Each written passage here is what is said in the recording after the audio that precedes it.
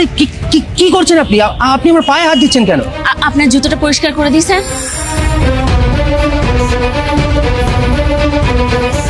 তুমি আমার বাড়িতে কাজ করবে? চলো তুমি আমার বাড়িতে থাকো। স্যার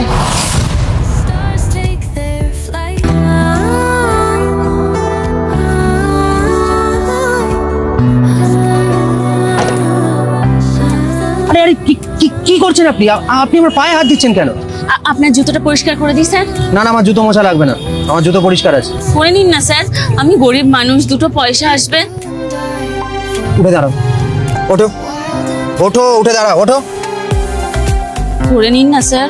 বললাম তো মুছতে হবে না, 1 মিনিট দাঁড়াও। হ্যাঁ নাও, এই টাকাটা রাখো। না না না, টাকাটা আমি নিতে পারবো না স্যার। আপনি জুতো পরিষ্কার না করালে আমি টাকাটা নিতে পারবো না। আপনি জুতোটা পরিষ্কার করিয়ে নিন না স্যার। মহা ঝামেলা।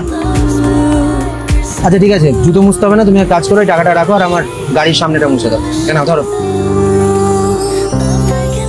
আচ্ছা ঠিক আছে।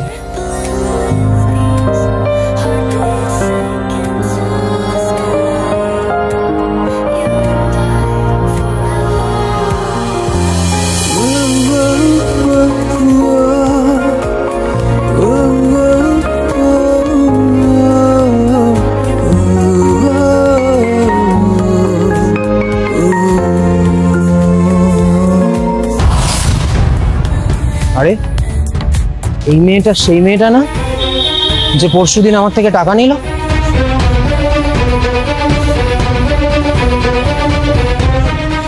এখন এখানে বসে বই খাতা নিয়ে কিসব লেখালেখি করছে। ব্যাপারটা তো দেখতে হচ্ছে।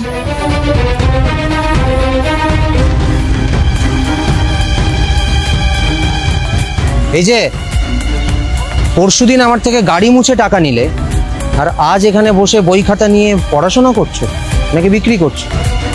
আরে কোনো একটা কাজ তো মন দিয়ে করতে পারো। না না স্যার, এগুলো সব আমারই বই খাতা। কি তোমার বই? মানে এই WBCS PSC এই সমস্ত লেভেলের বই তোমার, তুমি পড়ো? আচ্ছা তাহলে পরশু তুমি ওভাবে আমার থেকে টাকা নিলে কেন? সে তো আমার খিদে পেয়েছিল বলে। বুঝলাম না।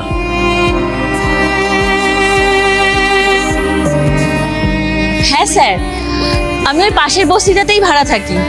আসলে আমরা 3-4 জন মেয়ে একটা ছোট ঘর নিয়ে ভাড়া থাকি। আমার বাবা গ্রামে থাকে, চাষ করে।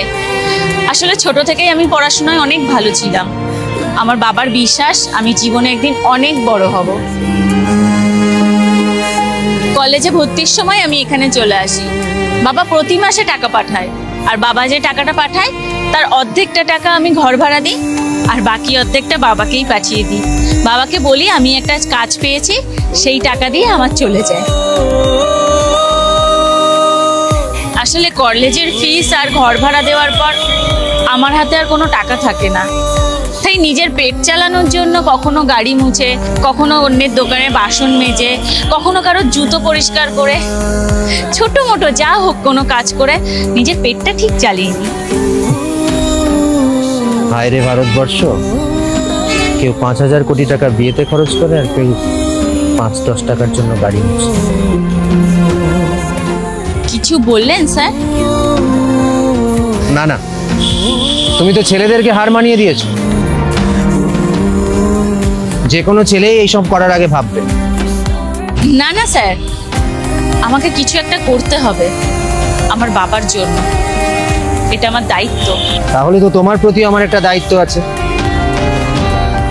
তুমি আমার বাড়িতে কাজ করবে? স্যার আরে না না, তোমাকে দিয়ে বেশি খাটাবো না। বাড়িতে আমি, আমার বাবা আর আমার বৃদ্ধা মা,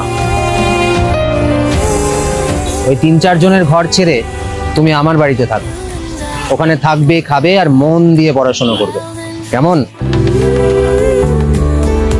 চলো আমার মায়ের সাথে তোমায় আলাপ করিয়ে দিই। চলো। ও আরেকটা কথা,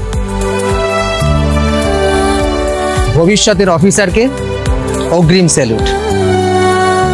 আপনাদের মতন মানুষ আছে বলেই তো দেশটা এখনো বিগড়ে যায়নি স্যার।